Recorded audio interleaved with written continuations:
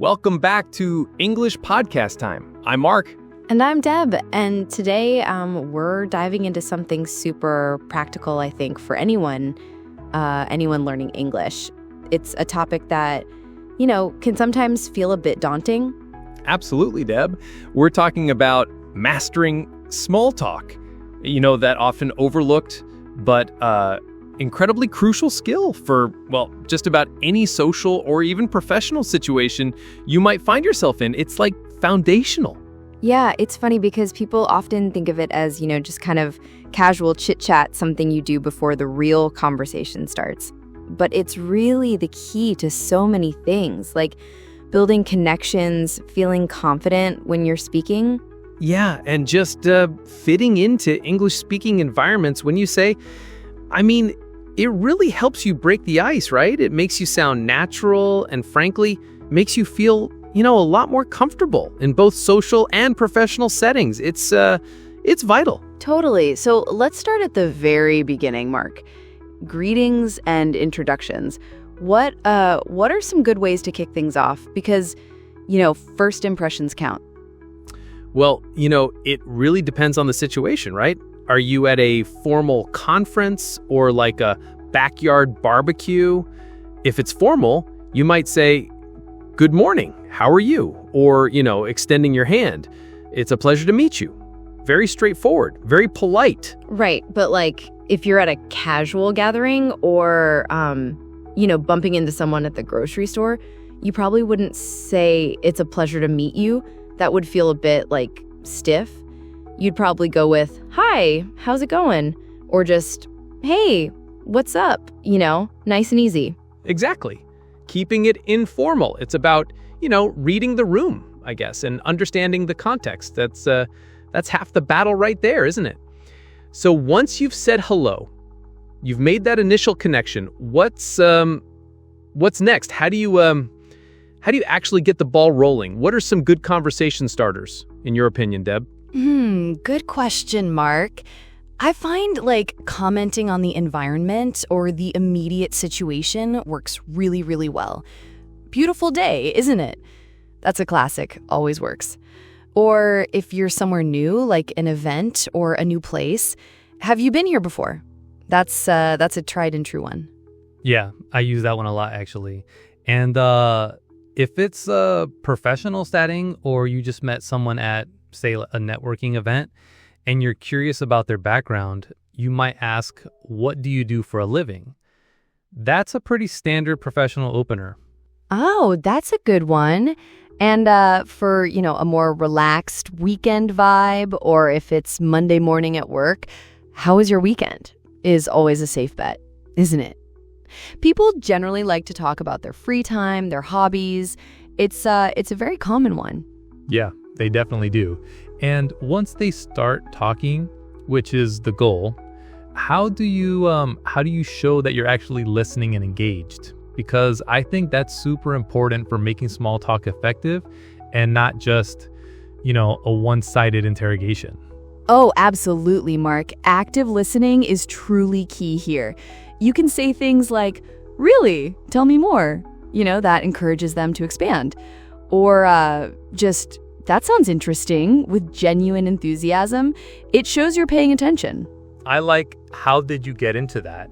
If they're talking about their job or a hobby, it really prompts them to elaborate, to share a bit of their story, which is what builds connection. It moves beyond just a simple yes or no. So we've got greetings, conversation starters, showing interest. Now, what about the actual topics of conversation? What are the absolute go-to safe topics that you can, pretty much always rely on? Weather, Deb. Always the weather. It's universal, right? Everyone experiences it. "It's been so hot lately, hasn't it?" Or "I hope this rain stops soon." Everyone has an opinion on the weather, and it's totally neutral. True. And maybe some light news, not controversial stuff. Definitely nothing political or religious, but something general. "Did you hear about?" And then, pick something light like a local event or a fun story. Keep it G-rated, I guess. Yeah, absolutely. And travel? People usually love talking about travel. Have you traveled anywhere recently, or do you have any trips planned? That often opens up stories about different places, cultures, and food. Do you have a favorite restaurant around here? That's a good one, especially if you're new to an area, or even if you're a local. Everyone eats, right?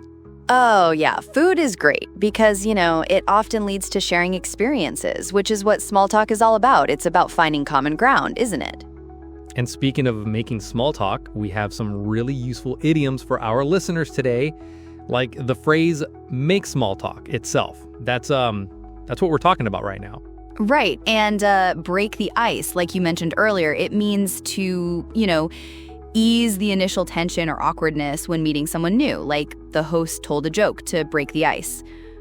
And if you instantly connect with someone, you hit it off. Like, we really hit it off at the party. We talked for hours. It means you had an immediate good connection.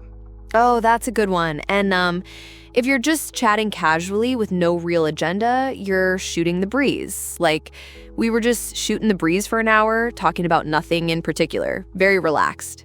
Yeah, exactly. And what about in the same boat? That's a good one for showing empathy or finding common ground. Oh, you're looking for a new job too. We're in the same boat. It means you're in a similar situation, Perfect. Those are so useful for sounding natural, like a native speaker. Okay, so we've covered what to say, but it's just as important, if not more important, to know what not to say. Because, you don't want to make anyone uncomfortable. Crucial, Deb. This is really important. Avoid politics, religion, personal finances, or deeply personal questions like, why aren't you married yet? Or are you seeing anyone? Those are just off limits. Oh, yeah, definitely avoid those. And also, do not ask, how much do you earn? Or commenting on someone's appearance in a negative way, like, you look tired, sick. That's just rude, isn't it? Even if you mean well, it can be really taken the wrong way. So rude. Or, why don't you have kids? Just no. Stick to the safe topics we talked about earlier. Keep it light, keep it general. You're not there to conduct an interview, Right. So you've started the conversation, you've avoided the pitfalls. How do you keep the conversation flowing smoothly? Because that's where people sometimes get stuck. Open-ended questions are your absolute best friend here. Instead of yes/no questions, ask things that require more than a single word answer, like, what did you enjoy most about, instead of, did you enjoy? And always show active listening, like we said earlier. Nod, make eye contact, offer small verbal affirmations. And don't be afraid to share a little about yourself, too. It's a two-way street, right? Small talk isn't about just extracting information, it's about building a rapport. So if they ask you a question, answer it, and then, maybe bounce it back to them or share a related thought. Exactly. So to wrap up, let's go over some practical phrases for, starting, maintaining, and then closing a small talk conversation gracefully. These are like your toolkit phrases. Okay, for starting, remember, hi, I'm Mark. Nice to meet you. Or if you're trying to figure out why someone's there, what brings you here? Very effective. And for maintaining, once they're talking, you can show interest with, that's cool. How long have you been doing that? Or, oh, that's fascinating. Tell me more. And finally, for closing, when it's time to politely wrap things up without being abrupt, it was great chatting with you. That's a classic. Or, hope we can talk again soon. Those are really helpful. They leave a good impression. So mastering small talk really is about, making those initial connections, building confidence in your English, and feeling much more at ease in a variety of situations. It absolutely is. And practice is key. Don't be afraid to just try these phrases out. The more you use them, the more natural they'll feel. That's right. You'll sound more natural, you'll feel more comfortable, and you'll be able to shoot the breeze with anyone. It really is a skill that transforms your English speaking. For sure. Well, that's all the time we have for today on English Podcast Time. We hope this was helpful. Happy learning, everyone, and keep talking. See you next time.